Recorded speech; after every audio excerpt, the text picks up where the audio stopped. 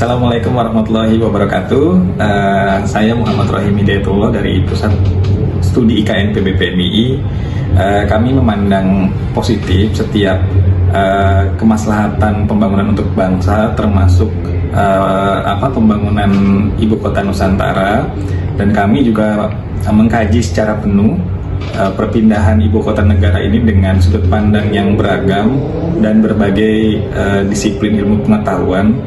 Kami kemarin sudah launching, sudah kick off Pusat Studi IKN bertemakan pembangunan ekonomi untuk 2045 Indonesia.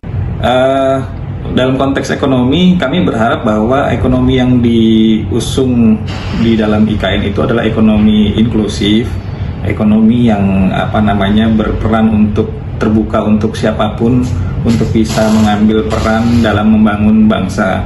Kami setelah dikaji bahwa selama ini memang Pulau Jawa mengalami sumbangsih pertumbuhan ekonomi yang begitu tinggi, dan wilayah lain di luar Jawa itu kurang dari angka 9%. Nah, maka kami harap untuk pembangunan IKN di sana bisa mendongkrak nilai persentase ekonomi yang tadinya kurang dari 9% menjadi lebih dibandingkan Pulau Jawa, agar supaya pembangunan wilayah, pembangunan ekonomi di negara kita ini mengalami pemerataan pembangunan itu.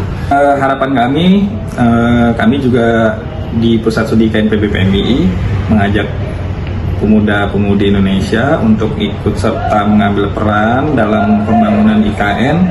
Apa yang bisa diambil peran harus diambil, karena ini dalam rangka cita-cita pembangunan ekonomi yang inklusif. Kalau inklusif, semua boleh berperan, semua boleh mengambil tindakan bersama-sama untuk kemaslahatan bangsa. Melalui pembangunan IKN Nusantara ini sebagai bentuk upaya untuk pemerataan ekonomi, membangun ekonomi secara inklusif dengan menyebarluaskan magnet pertumbuhan ekonomi, sehingga pertumbuhan ekonomi ini tidak hanya bertumpu di Pulau Jawa saja.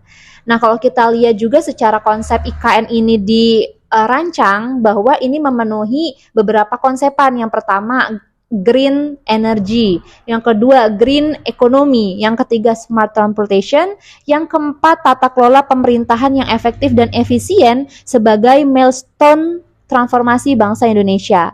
Nah, semoga ini semua bisa memberikan dampak positif untuk bangsa Indonesia ke depan. Di samping itu, menurut saya dengan adanya pemindahan IKN ini akan menurunkan tingkat kesenjangan antar wilayah dalam berbagai aspek ekonomi, aspek pendidikan, dan lainnya.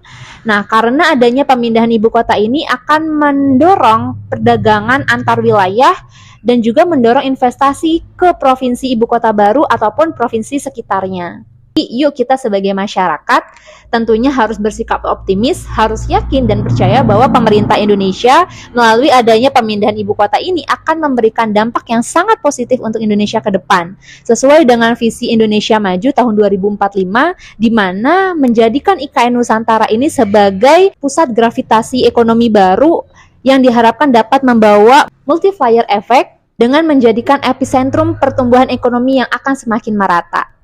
Saya Karnia sebagai pemuda Kalimantan membahas soal pembangunan IKN di Kalimantan bukan hanya menjadi hajat pemerintah, akan tetapi menjadi hajat bersama seluruh elemen masyarakat. Perkembangan pembangunan IKN saat ini berjalan sesuai dengan target, yaitu dari proses pembangunan jalan hingga gedung-gedung.